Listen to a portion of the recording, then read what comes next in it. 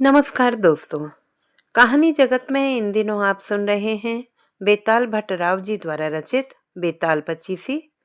कहानियों की इस श्रृंखला में आज प्रस्तुत है 18वीं कहानी। उज्जैन नगरी में महासेन नाम का एक राजा राज करता था। उसके राज्य में वासुदेव शर्मा नाम का एक ब्राह्मण रहता था, जिसके गुणाकर नाम का बेटा था। गुणाकर बड़ा जुआरी था। वह अपने पिता का सारा धन जुए में हार गया। ब्राह्मण ने उसे घर से निकाल दिया। वह दूसरे नगर में जा पहुंचा। वहां उसे एक योगी मिला। उसे हैरान देखकर उसने कारण पूछा तो उसने सब बता दिया।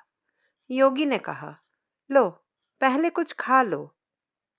गुणाकर ने जवाब दिया, मैं ब्राह्मण का बेटा हूं, आपकी भिक्षा कैसे खा सकता हूं। इतना सुनकर योगी ने सिद्धि को याद किया। वह आई। योगी ने उससे आओ भगत करने को कहा।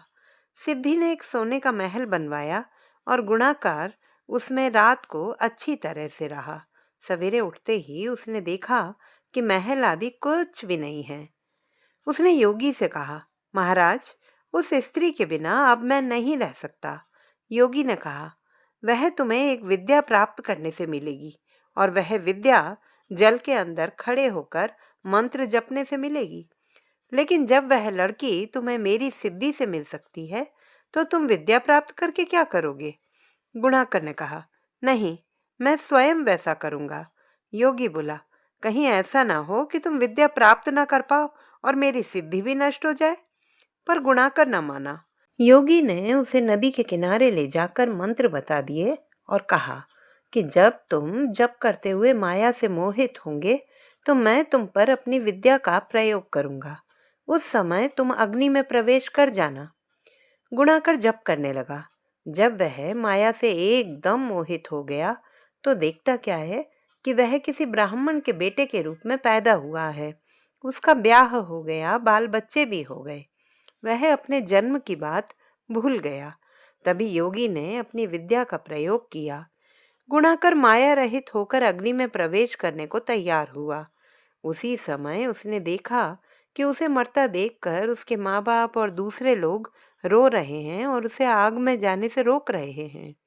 गुणाकर ने सोचा, मेरे मरने पर ये सब भी मर जाएंगे और पता नहीं कि योगी की बात सच हो या ना हो। इस तरह सोचता हुआ वह आग में घुसा तो आग ठंडी हो गई और माया भी शांत हो गई। गुणाकर चकित होकर योगी के पास आया और उसे सारा हाल बता दिया। योगी ने कहा, मालूम होता है तुम्हारे करने में कोई कसर रह गई।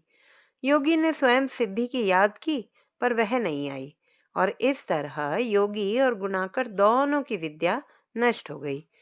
इतनी कथा कहकर वेताल ने पूछा, राजन, यह बताओ कि दोनों की विद्या क्यों नष्ट हो गई। राजा बोला, इसका जवाब साफ है। निर्मल और शुद्ध संकल्प करने से ही सिद्धि प्राप्त होती है। गुणाकर के दिल में शंका हुई कि पता नहीं योगी की बात सच होगी या नहीं। योगी की विद्या इसलिए नष्ट हुई कि उसने अपात्र को विद्या दी।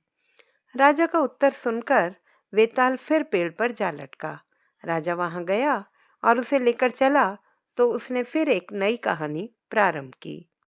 तो दोस्तों, ये थी हमारी आज की कहानी। आपको कैसी लगी कमेंट बॉक्स में लिखना ना भूलें। कल फिर मिलेंगे एक नई कहानी के साथ। तब तक के लिए नमस्कार।